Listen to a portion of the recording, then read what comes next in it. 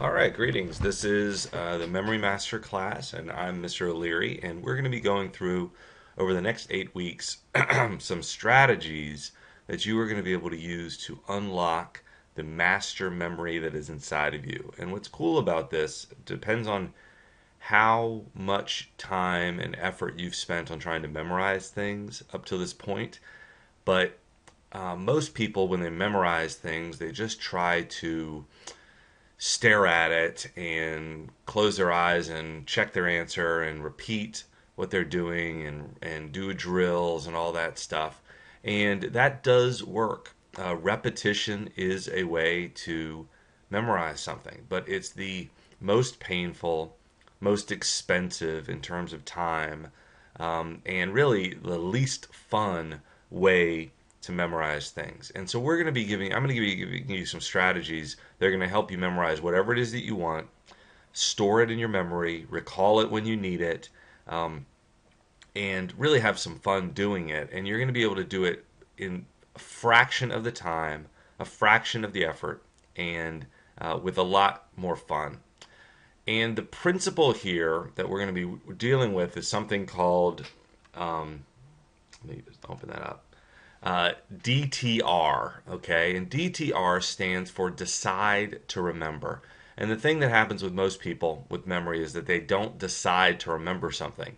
They listen to something, they think about something, they read something, and they hope that it's going to get stored in their memory. And that's not the way that memory works, except in some rare cases, which we'll talk about later on in the class. What you need to do and what you want to do in terms of unlocking your master memory is to decide to remember something when you're presented with it.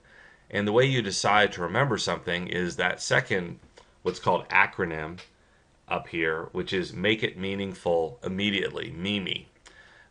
And that's what we really are going to be learning strategies for doing, is how to take information, regardless of how either uninteresting it is or how unfamiliar it is. It doesn't matter anything about the information. It's a question of how can we make it meaningful immediately? How can we mimi this information so that our brain realizes that we have decided to remember it, and then it's going to put it in the right location so that when we want it in the future, we can recall it. So that's really what we're going to be doing. The first week is probably the most important week, because what we're going to be doing is studying how to turn information into what's called a memory object. And a memory object is something that you can store easily and effortlessly in your brain, and you can get to it when you want it. And so that means that anything that you can turn into a memory object, you can memorize easily and effortlessly. And we're going to get started with that lesson right now.